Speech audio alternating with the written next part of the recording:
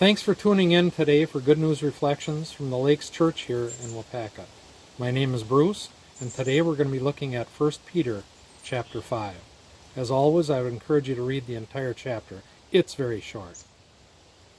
The two books of Peter are written by, of course, the Apostle Peter to a group of Christians that were suffering for their faith. His goal was to strengthen them and remind them that Christ will prevail in the end. For today, let's look more closely at verses 8 and 9. I'm reading from the NIV.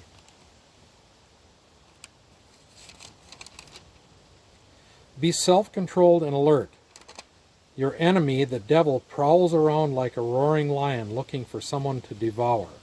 Resist him, standing firm in your faith, because you know that your brothers throughout the world are undergoing the same kind of suffering.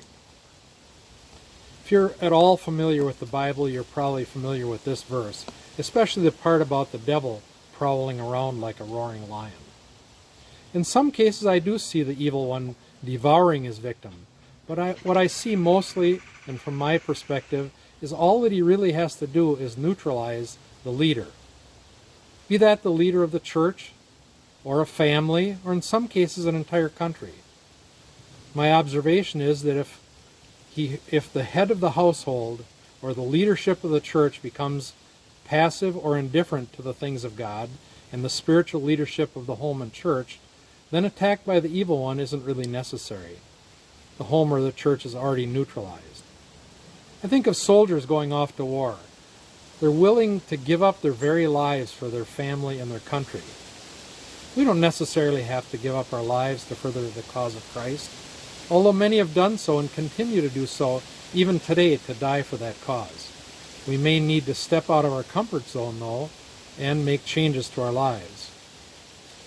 The most obvious thing we can all do at this time in the life of our church is to throw our entire support, prayers, and love to Pastor Logan and his family. So if you're a giver, give generously.